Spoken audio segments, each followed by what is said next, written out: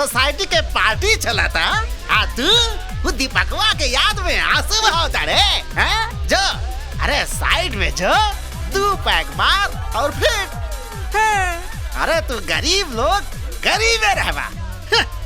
मामा जी भगवान बहुत अच्छा काम कैले कि हमरा गरीबे पैदा कैले, काहे कि तहनी जैसे ऊंची सोसाइटी वाला लोग जेकर नमक खाला ओकरे जख्म पे नमक छिड़केला, बाकी हम गरीब लोग एक बार केकरो नमक खा ले भी नहीं ना तो पूरा हक अदा कर देवे नी मामा जी। आई हमारा आंसू ना हा, ई घर के खाइल नमक निकल रहल बा हमार आँख से, तारा समझ में ना आई।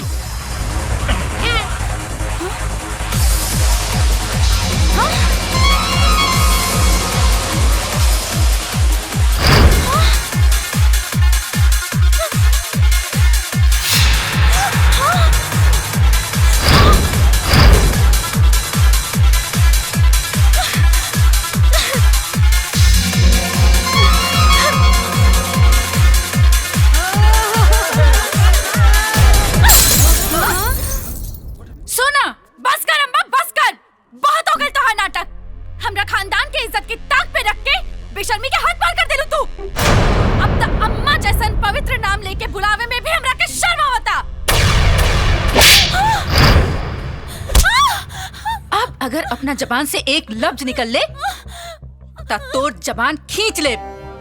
भैया आज से एकर सारा पढ़ाई लिखाई बंद, आ एकरा के नौकर वाला कमरा में शिफ्ट करा और काल से घर के झाड़ू पोछा बर्तन कपड़ा धोवल घर के सारा काम एकरा से करवैहा। और अगर ई तनिको भी मलिकाना तेवर दिखौलस तो एकरा के मार मार के चमड़ी उतार लिहा। ले जा यहाँ से। अरे हंसमुखवा जी मालिक। जा एकरा के अपन बगल वाला रूम में शिफ्ट कर दे। ले जा तू हमरा साथे चला, चला एजा से दीदी, तू चला, बहुत हो गई। है राखी कितना क्या? 10 रुपया। हाँ हाँ आइला। सोना दीदी ई का करता रू? हाँ ई का करता रू? ई सब हमरा से ना देखल जाई।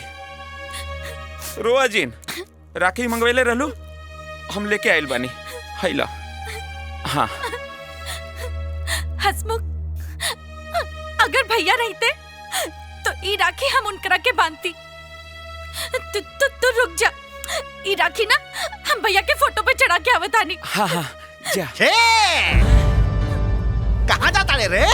ये सब काम के करी रे? तोर बाप कि तोर मुअल का भाई? मामा ई राखी ना हम भैया के फोटो पे चढ़ा के आवतानी। तोरे राखी चढ़ौला से तोर मरल भाई वापस ना आई हैं। आई हैं, वो जरूर आई हैं और तू पापियन के सर्वनाश करी है। बहुत जबान चलता तू है, बहुत जबान चलता है। भाग यहाँ से।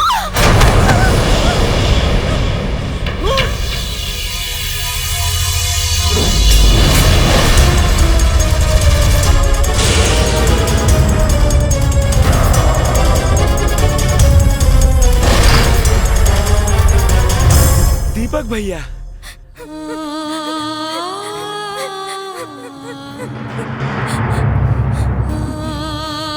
कहले रह नीलू हमार भैया आए हैं। अब आँख फाड़ फाड़ के देख लसन, आ गए ले हमार भैया तोहनी के पाप के अंत करे खातिर। ना ई दीपक नहीं खे हो सकत। ते ते ते के हमारा बहुरूपिया?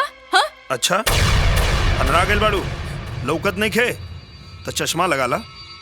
दीपक है हम, दीपक।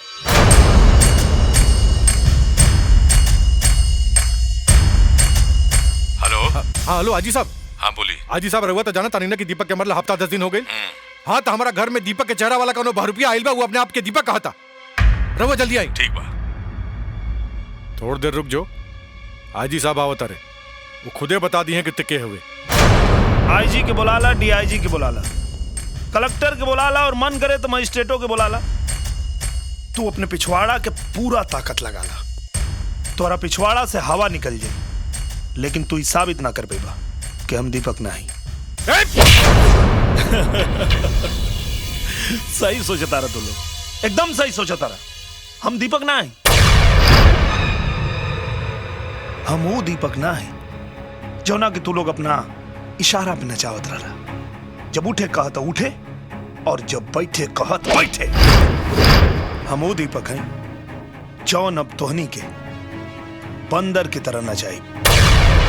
अब तो हमरा पूरा यकीन हो गइल कि तय हमार बेटा ना हुए, कहे कि हमार बेटा तोहरा जैसन जानवर ना रहे। सही कह दिया बुढ़िया, हाँ ई सही कह दिया।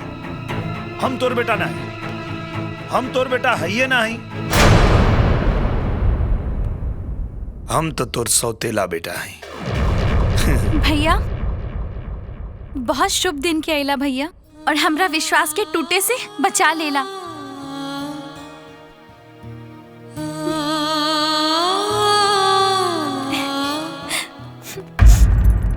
अजी साहब पकड़ लिए एकरा के, कि उहे बहुरूपिया हा जौन अपना आपके दीपक कहा था, गिरफ्तार करी। हाय ओ माय, हमरे भाई के का हो गइल, अपने बेटा के नहीं के पहचानत, अपने बेटा के क्यों ऐसे हथकड़ी पहनावे कहे लगा।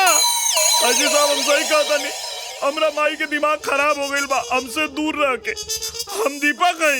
हाँ हाँ अजी साहब, हम कसम खा के कहा तानी, ये हमार दीपक भैया ही हवन। हाँ। एक मिनट आजी साहब, ये दीपक का चेहरा लगा के कौनो बहुत बड़ बहुरूपिया हो, लेके जल्दी ले जाइए यहाँ से। ना ना ना ना आईजी साहब, हम सच कहता नहीं, ये दीपक भैया बाड़े। हाँ। राउर कसम खा के कहता नहीं ना, आपन कसम खा के कहता नहीं कि दीपक के भैया बाड़े। मामला बहुत पेचीदा हो गई बा। तरह के कोर्ट में साबित करे के पड़ी कि तू ही दीपक बड़े, और जब तक ये बात साबित नहीं हो जात तब तक तरह के पुलिस कस्टडी में रह के पड़ी।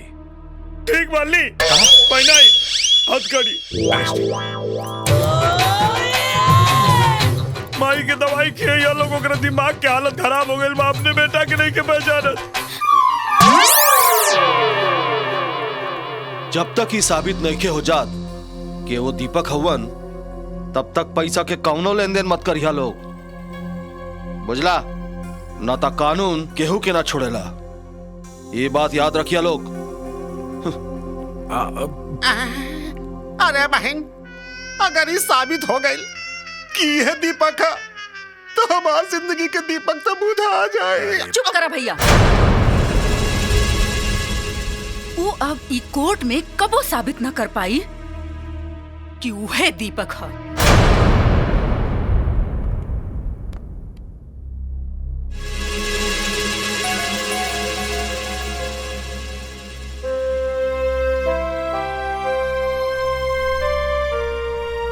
अदालत की कार्रवाई शुरू की जाए। हाँ तो मिस्टर, आपकी माता हेमलता जी का कहना है कि आप उनके बेटे नहीं हैं। जी वो सही कह रही हैं, मैं उनका बेटा नहीं हूं। अगर ये मेरी माँ होती तो मुझे सीने से लगा लेती, कोर्ट कचहरी के चक्कर नहीं लगवाती। दरअसल ये मेरी माँ नहीं, सौतेली माँ है। आखिरी बार आपको 8 दिन पहले देखा गया और फिर अचानक से आप गायब हो गए। कहाँ चले गए थे? हॉस्पिटल में मेरा इलाज चल रहा था। ओह, हॉस्पिटल में इलाज? किस चीज का? मेरी गाड़ी का एक्सीडेंट हुआ था। अच्छा अच्छा अच्छा, आपकी गाड़ी का एक्सीडेंट हो गया और आपकी गाड़ी खाई में गिर गई, तो फिर आप अस्पताल कैसे पहुंच गए? जी नहीं, मेरी गाड़ी खाई में नहीं गिरी थी, मेरी गाड़ी ट्रक से लड़ी थी और एक्सीडेंट के बाद मैं बेहोश हो गया। जब मुझे होश आया तो मैंने अपने आप को हॉस्पिटल में पाया। यस योर ऑनर, मेरे मुवक्किल बिल्कुल सही कह रहे हैं। ये रहा संजीवनी हॉस्पिटल का बिल।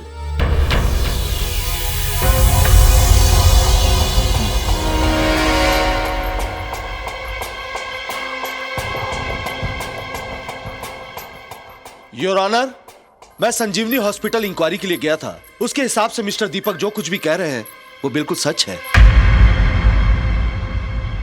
हाँ, तो आप होश में आने के बाद आपने सबसे पहले सूचना अपने घर वालों को क्यों नहीं दी?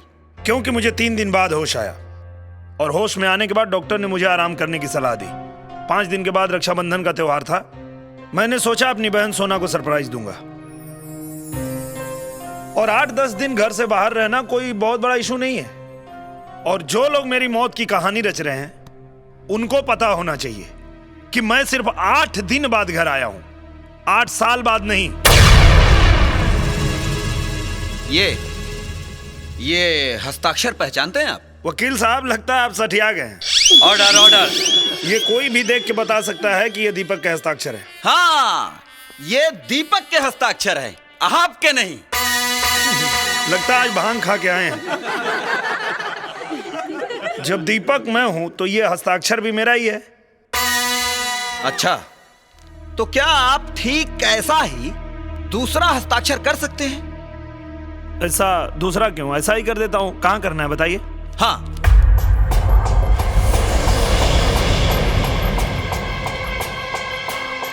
संभल कर दीपक साहब, दूसरों के हस्ताक्षर की कॉपी करना इतना आसान नहीं होता। आप मुझे डरा रहे हैं? नहीं नहीं, समझा रहा हूं।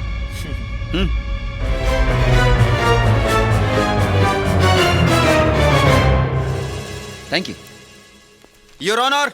मैं सिग्नेचर एक्सपर्ट से इस आदमी के सिग्नेचर और दीपक यादव के सिग्नेचर का मिलान कराना चाहता हूं, ताकि यह साबित हो सके कि ये जो शख्स अपने आप को दीपक यादव कह रहा है, क्या यह दीपक यादव ही है या उसका हमशक्ल। इजाजत है। Thank you milord. लीजिए राणा साहब, और सिग्नेचर की रिपोर्ट जल्दी मंगवा दीजिएगा। ओके। सिग्नेचर एक्सपर्ट की रिपोर्ट आने तक कोर्ट को मुलतवी किया जाता है।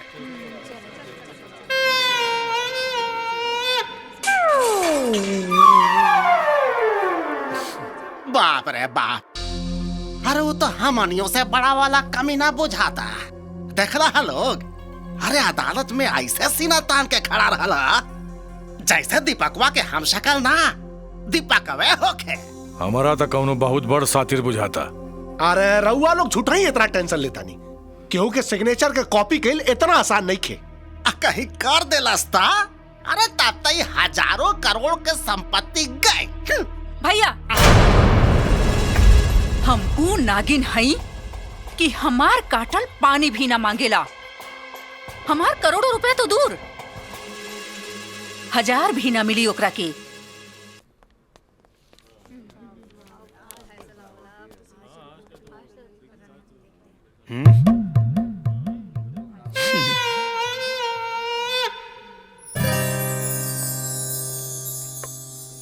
योर ऑनर, सिग्नेचर एक्सपर्ट्स की रिपोर्ट्स के हिसाब से ये दोनों सिग्नेचर एक ही व्यक्ति के हैं, यानी कि मिस्टर दीपक के। ये रही इसकी रिपोर्ट।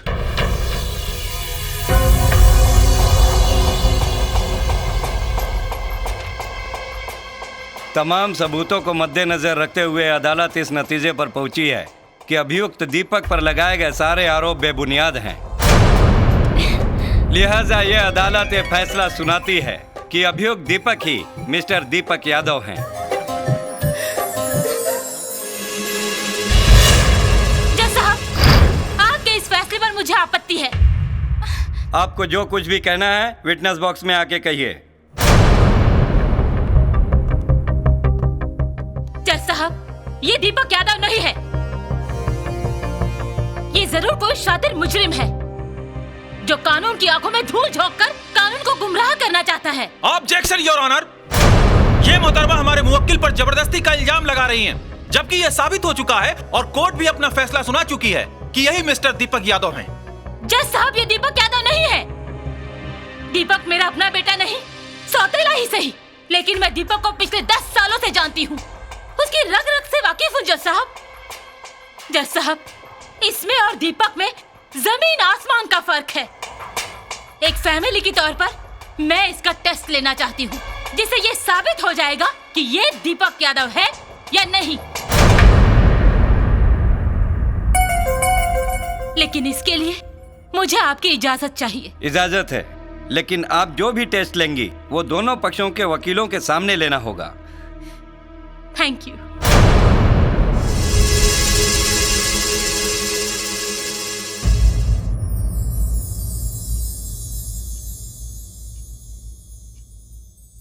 ये सब केकर फोटो हो? ये सब दीपक के दादा परदादा गुरु कुलगुरु और पुरोहित जी के फोटो हा। दीपक साहब के पहचाना तारे, वो आवा तारे और अपना परदादा के फोटो पर हार चढ़ाई हैं। तब बस दूध के दूध और पानी के पानी हो जाई। एमा से उनके परदादा के हो? बाएं से तीसर फोटो, जेकर आगे पियर फूल रखल है।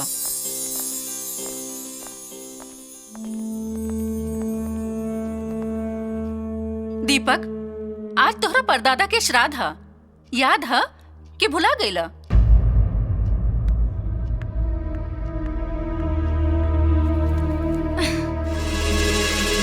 ल चढ़ा दो अपना परदादा के फोटो पर। ल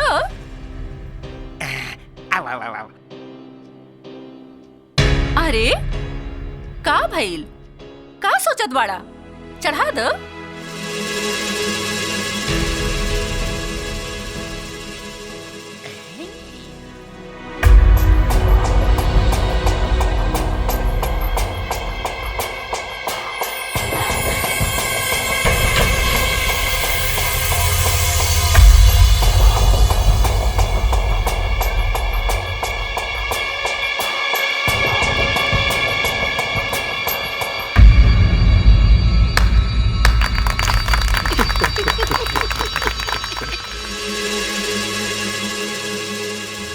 देख लेनी वकील साहब, हो गईल रउआ सामने दूध का दूध और पानी के पानी। हम तो पहले ही कहत रहनी कि ये दीपक ना, जरूर कोनो सातिर बदमाश है, जवन रातों रात अरबपति बने के खातिर दीपक के जगह लेवे चाहता। राणा साहब, गिरफ्तार करी एकरा के। कौना जुर्म में? काहे कि ये साबित हो गईल बा कि तय दीपक ना हुए। कैसे साबित हो गई? वो ऐसे कि ते अपना परदादा के फोटो पर ना, कुलगुरु के फोटो पर हार चढ़ौले बाड़े। हमरा पता बा कि हमरा कुलगुरु के फोटो है। शायद तू ही भुला गेल बाड़ू कि ये घर में कोनो भी पूजा अनुष्ठान में सबसे पहले कुलगुरु के पूजा होला। जा दूसरा हार ले आओ। मैडम, दूसरा हार लाई। ले आई मैडम।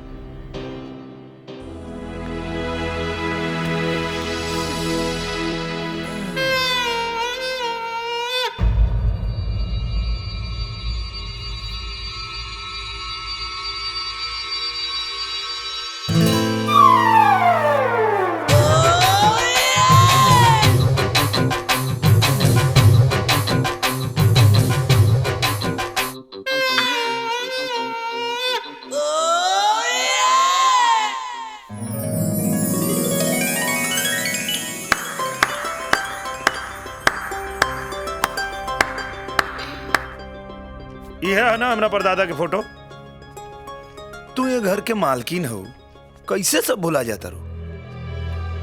अब एक काम करा, जा जाके परदादा से आशीर्वाद ले ला कि आवे वाला समय में तोहरा और तोहरा पालल कुकुरन पे कोनो विपत्ति ना आवे। Madam,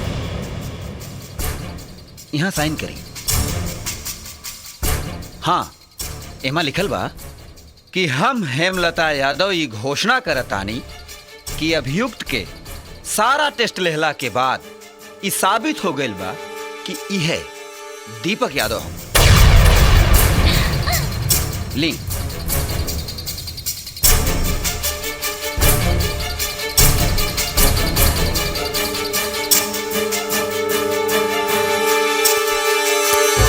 thank you. आइए। हो गई तसल्ली? अब एगो बात कान खोल के सुन ला कि दीपक के तरफ केहू भी आंख उठा के दोबारा देखल तो हमरा ना चाहला के बाद भी कार्रवाई करे के पड़ी। और खास कर तू ब्रिजेश, तू तनिक संभल के रहिए बाबू। का बुझला? चला।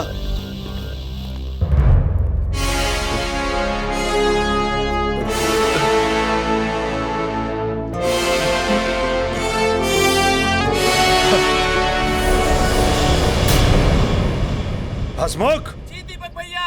एगो कुर्सी और झाड़ू लेके आओ था। अबे लावतानी।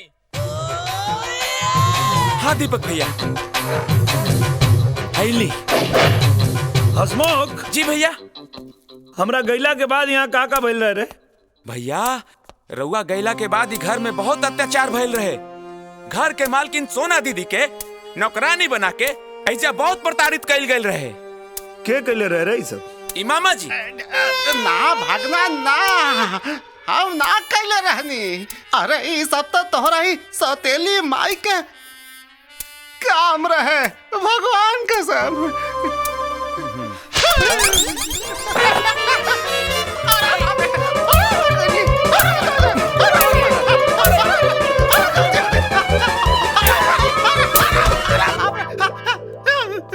हसमुख जी भैया।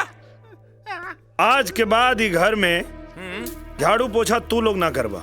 जी भैया। ई करिए। अब भैया। हाँ। दिन भर में 5 बार खाना मांगेला खाए खातिर। अच्छा जी भैया। ताज से इनके सुबह शाम 2 रोटी और प्याज दा। ठीक बा। और काम करे से पीछे हटे। जी। तो एक बेरा के रोटी बंद। ठीक बा। चला शुरू हो जा, शुरू हो जा। हाँ। और का भइल रहे यहाँ? भैया ई बरजेसवा बड़का भिखारी बा। एकरा लागत घर में जगह ना रहे तो अपन सारा बोरिया बिस्तर बांध के राउर रूम पे कब्जा कर ले बा।